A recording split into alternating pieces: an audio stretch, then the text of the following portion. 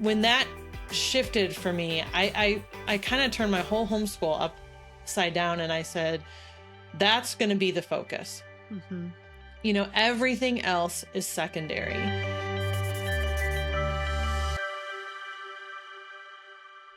Welcome. It's the Colorado Homeschool Podcast, interviewing experts, parents, graduates, all here to help you navigate this incredible journey called homeschooling.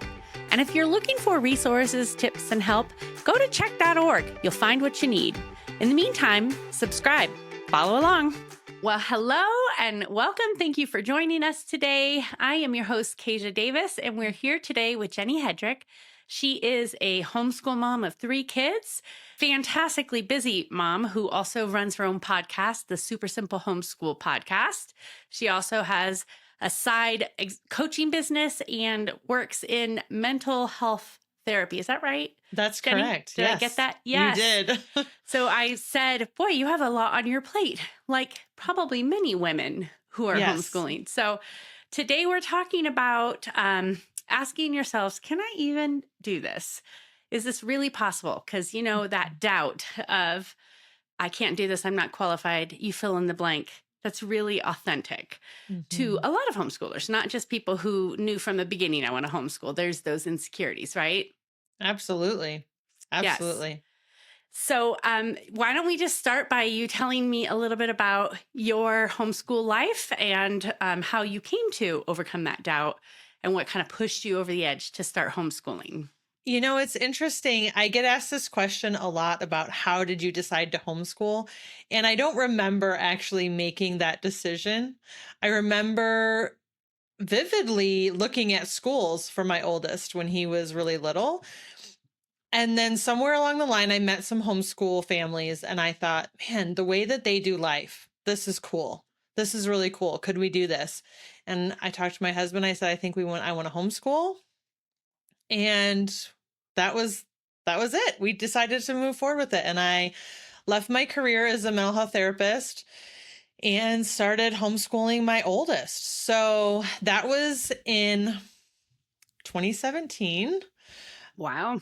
Yep. And it's funny because I actually found out I was pregnant right after I closed my therapy practice.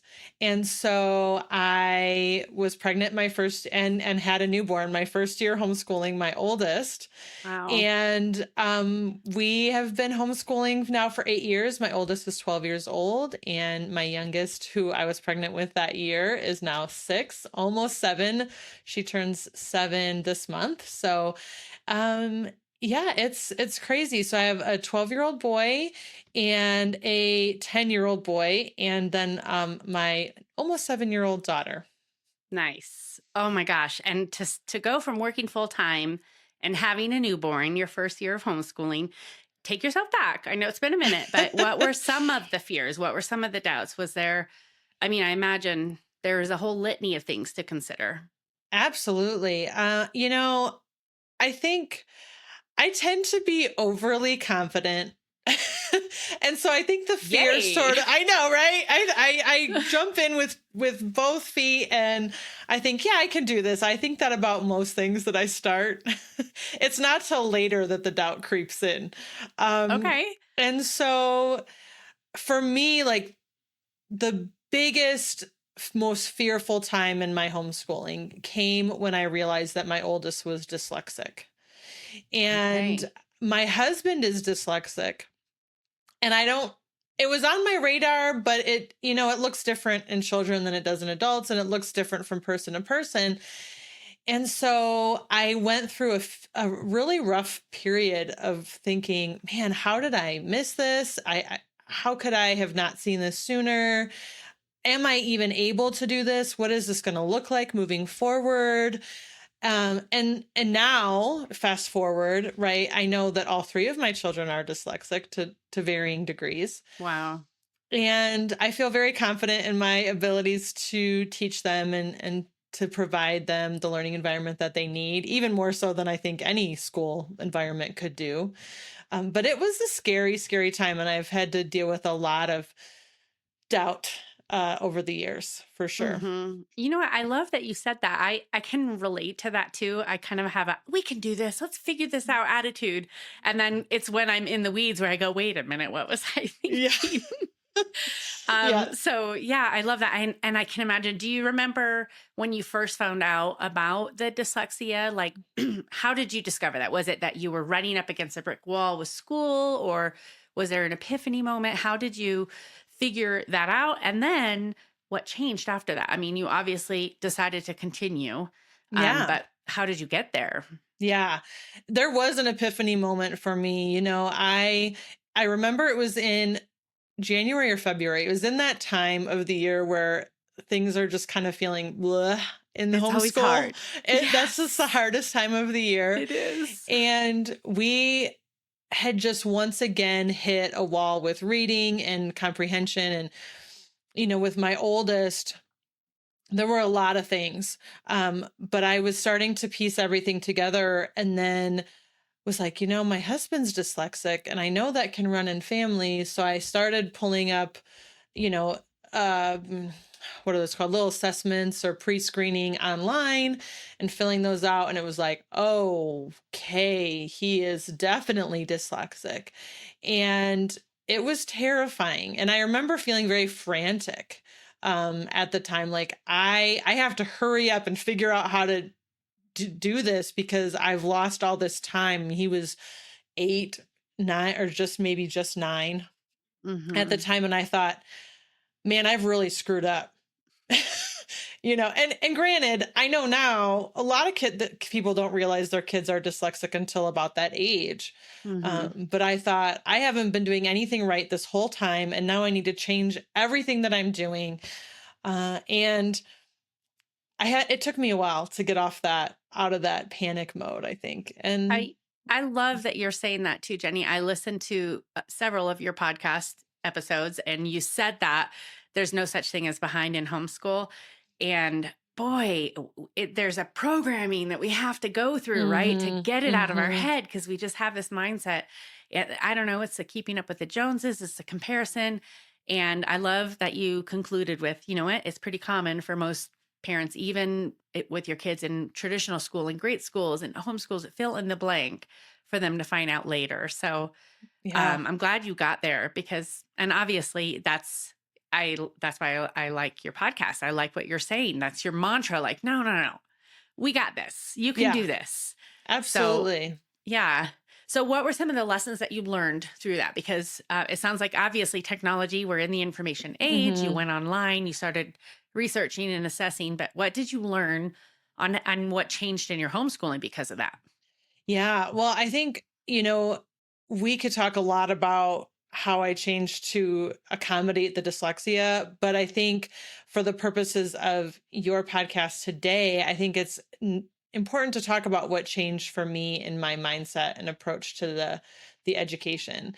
And, I grew up in Christian schools. So I was in Christian schools all growing up in the Midwest, and my whole family was a family of educators.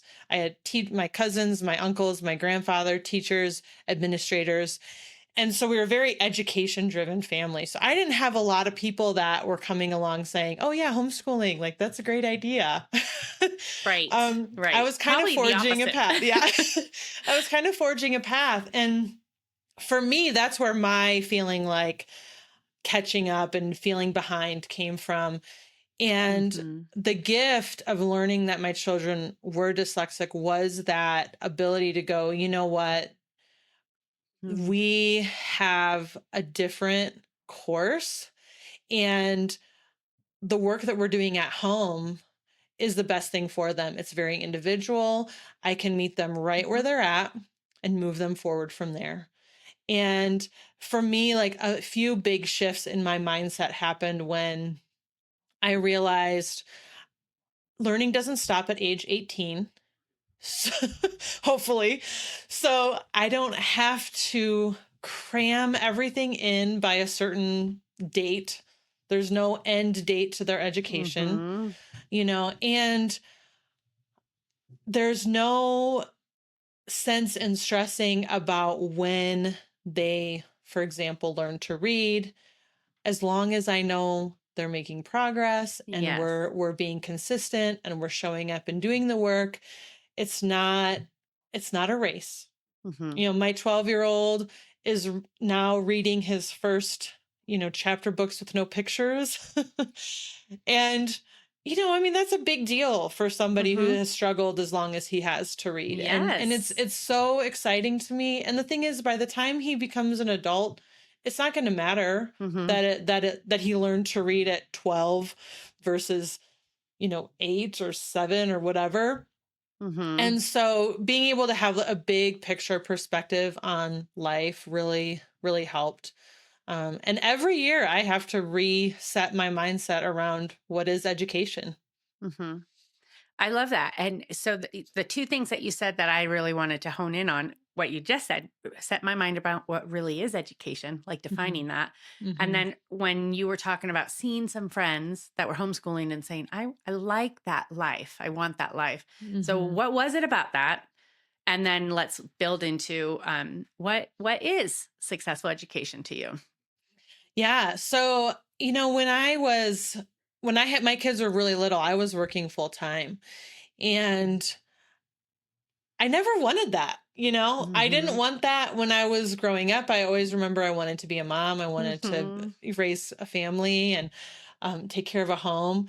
But I started later and I was older. I had a career already. And, it just kind of made sense to continue in my career.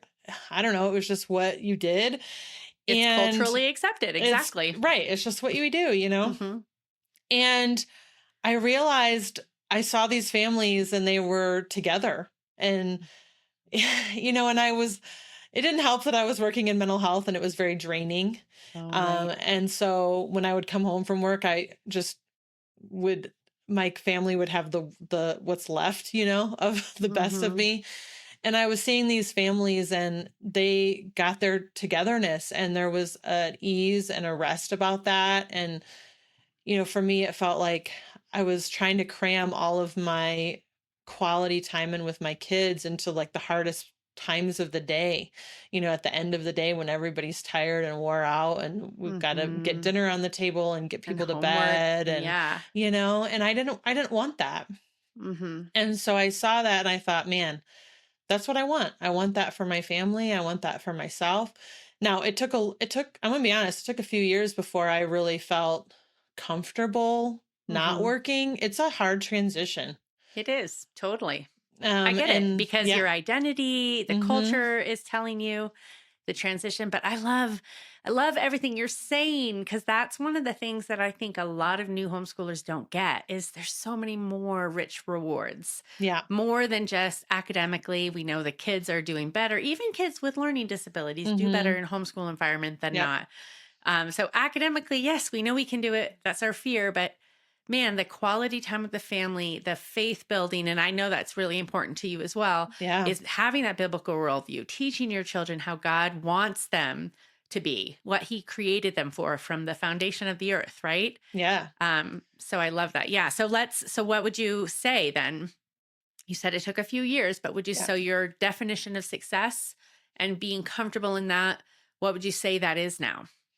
You know, there was this pivotal moment for me when I realized that I am raising human people. I know it sounds really basic, but God has given me these children. And if they're so smart and super successful in the world's eyes, but they don't know Jesus and they don't Hmm. live a life for him, and I don't get to take them to heaven with me, then I have Hmm. completely failed as a Hmm. parent and as a teacher.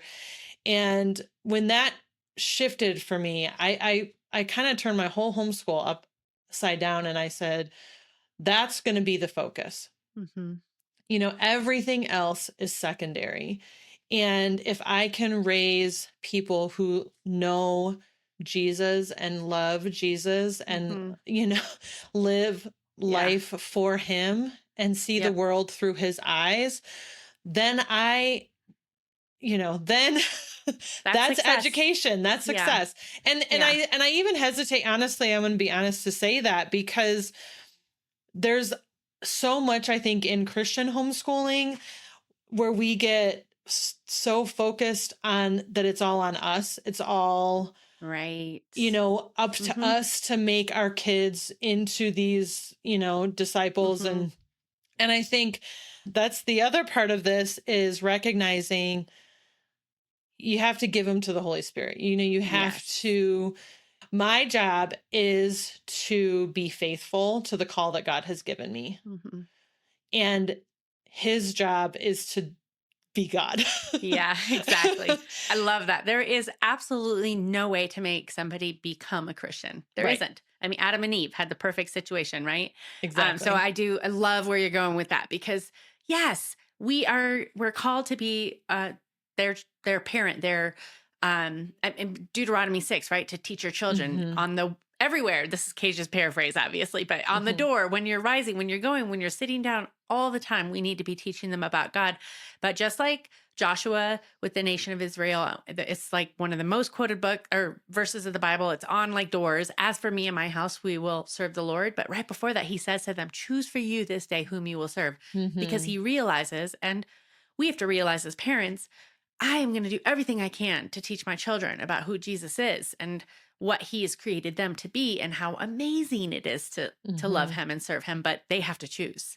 Yeah. So, yeah, we can't make it happen, but I love that. We are faithful with what God has given us, and then he is Hmm. God. That was beautifully said. That says it, and that's really the point, right? Yeah. Yeah. And it really Nice. shifted for me when I realized my job is to be faithful. It's not Mhm. to be so stuck on a certain outcome, right? It's to show Yes. up every day and be faithful. Yep. And that's as if I'm doing Mhm. that, then I feel like I'm successful in my homeschool. Yes, that's good. So let's talk about that. How are you faithful? Are there some essential things that you think um what's required to find yourself faithful? Yeah. That's a really good question and a hard one to answer. And I It think is, yeah. I think it really can be individual. Mhm. And I think some important things to consider are being present and available to your children, um, but also to be intentional in the instruction. Mhm. And so, one of the things that we had to change when I had this shift in my perspective was starting our day with the most important thing, with the scripture, with prayer, with worship. And so when we put that literally first in our day, not just theoretically first, Mhm. then we are, then everything else falls in line after that. And if we don't finish the math homework, if we don't finish our history lesson, I've shown up and we've studied the word and we've spent time at the feet of our Lord, right? And that's the ideal. Do I do it perfectly? No. Does anyone? Mhm. No. No. you And they're know, lying if they say right? they are. Yes, exactly. Yeah. So Well, can you give me some practical steps? Like, how did you?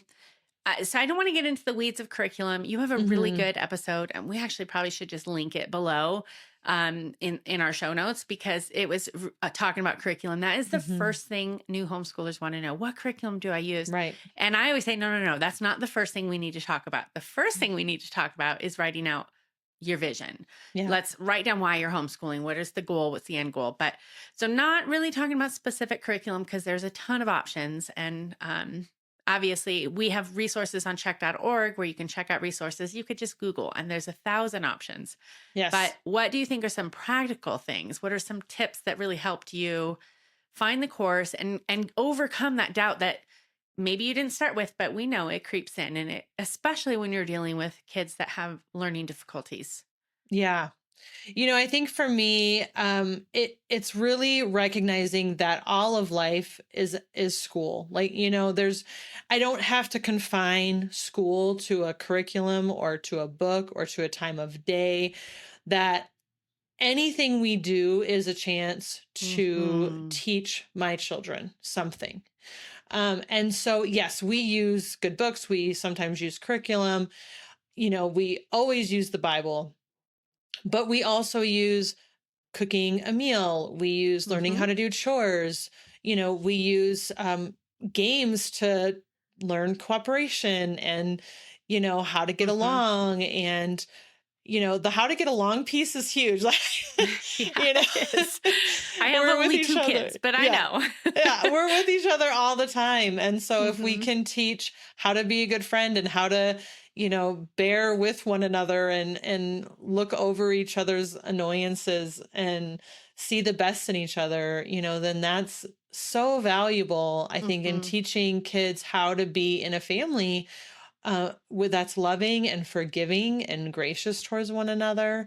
Um, but I think that's not very practical. I'm sorry, I'm not giving you a very practical tip, but Well, you're keeping the main thing, which is the goal, yes. and I do love that. It is the biggest. So yeah. Do you have any practical tips on how you do that? I love that you shared. You start with the Bible. We did that too. Mhm. My kids called it "No Bible, No Breakfast." Well, I called it "No Bible, No Breakfast." It I was the love it. very first thing we did. I love Um, that. yeah. So we did the same thing, and our curriculum was woven, all the things. But how do you go about like figuring out what resources you do need? Or like you said, life is learning. Oh, that was a good line too, Jenny.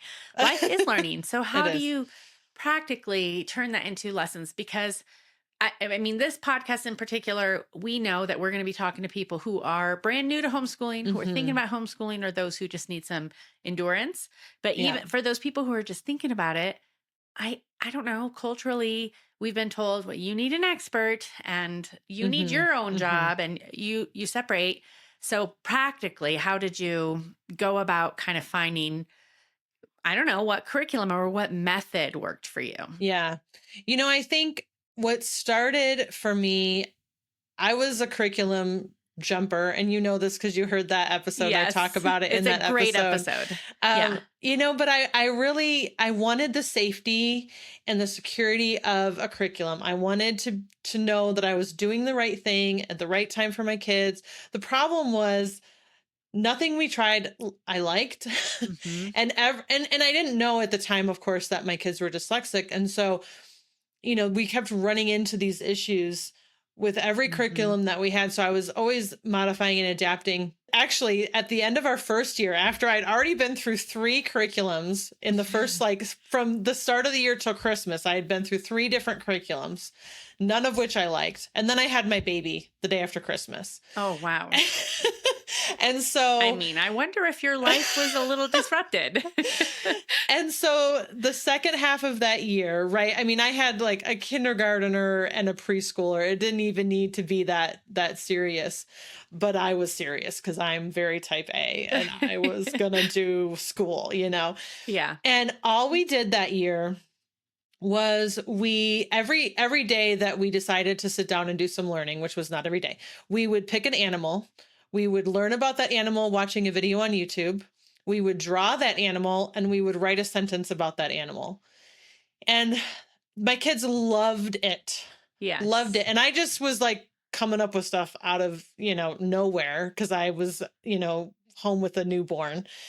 And I look back at that time and I think that was really all we needed. Uh-huh. We covered all the basics. We were Mhm. learning stuff that my children were interested in, and we were Mhm. spending time together. And that was kind of of course, I went back to curriculum after that because I hadn't really figured it out yet. But that's kind of my approach now Yeah. is how can I take something that is already interesting to my kids that they want to dig deep into? I tap into their natural curiosity. And then we dive into learning about that. And then how can I stretch that out into other areas? So Mhm. can we learn how to write paragraphs and write a paragraph about this? Can we talk about how to summarize things and teach grammar as we do that? And so we just kind of start in a really natural place, and then I Mhm. just kind of how can we stretch this? How can we incorporate more learning into it? Yeah. I love that. And you're giving a license to adapt and make it custom and personalized. And that's really what homeschooling is about. I think Absolutely. a lot of homeschoolers have a tendency, when in that episode that we keep mentioning, you talked about the home curriculum graveyard. I Yeah. was like, I can relate, trying this and that and going, oh, I Yeah. like this and I don't like that. And just realizing, man, let it go. because there's not a perfect curriculum, and I found that I needed to stick to a routine. And so we did know, like, we needed to, cover our basics, especially as the kids got older. There was more that I wanted to do besides just reading and arithmetic, and Bible. But I had the freedom to take even a really boring curriculum and draw more out to it, or say, hey, let's have this rabbit trail. And we really want to learn about, my brain is drawing a blank right now, but all the things you just described. I love that. So, and that is encouraging, because man, all the what I can't do or I don't know scares a lot of homeschoolers. And I also like to tell them, the reason why I don't like to spend a lot of time talking about curriculum is because curriculum is not the most important thing. It really is that vision, knowing why you're doing it. And the curriculum exists where you open the book, it tells you what to do, and you do it. And you just have to find the right fit for your family. Right. And even in finding the right fit, it's not going to be perfect, because you're going to be wanting to maybe supplement or do more of this or less of that or whatever. And just to really emphasize, it's okay, right? Absolutely. I used to get worked up if I wasn't doing the whole lesson, or I wasn't completing this section before going to the next section. And then I realized I'm not teaching the curriculum, I'm teaching my children. Oh, The curriculum is just a tool to help me do that, and I can use it however I want. Yeah. Yeah, that's good. I love that. You really covered a lot of great stuff in just our short time together. That was really good. And I really do love your mantra of keeping it simple. So the last question that I'm going to close with is, it feels like it's really hard to condense it, but if you had to give the best piece of homeschooling advice that you have received, and best is a hard qualifier, but a good piece of advice that helped you when you first started, what would you say that was or is? Well, you said it, and it's what I say all the time on my podcast, which is know the purpose, know your vision. And, that was really scary and overwhelming to me when I first started, that I didn't sit down and do that, because it seemed like I didn't know what to do. I didn't know what to put down. And I feel like I could have saved myself a lot of time if I would have just dug in a little bit deeper with that and figured out, why are we doing this? What is the purpose? What is the bigger picture, the goal that we have? And then figure out, like you said, what are some resources that can help us accomplish those things? It's been so clarifying for me, even as I move now into having a middle schooler, and recognizing, this isn't really serving our purpose anymore. And even though we've loved it for a long time, it's time to let it go and find something different, because it's not serving that vision, that purpose that we have for our homeschool any longer. Yeah. And it's okay. And there's a piece about that when it helps you know what to say yes to, what to say no to. Yes. It's your filter, right? It's a barometer of, this isn't serving our purpose anymore. Like, you have to know what the purpose is to be able to have that comment. So, wow, Jenny, that was fantastic. I feel like we should do this again sometime. And we should. I feel like we could talk about a lot more things. Yeah. So thank you for joining us today. And make sure you check out the show notes so you can see where to find Jenny and her other podcasts. And we appreciate you guys being with us today. So thank you. Thank you. Thank you so much for joining us today. The Colorado Homeschool Podcast is a ministry of Christian Home Educators of Colorado. We have been motivating parents to disciple the next generation by embracing home discipleship that is Christ-centered, parent-directed, and free from government control. We invite you to join us in this mission. If you want to support homeschooling in Colorado, go to check.org/donate. In the meantime, share this with your friends and make sure you subscribe. That really helps us. Thank you.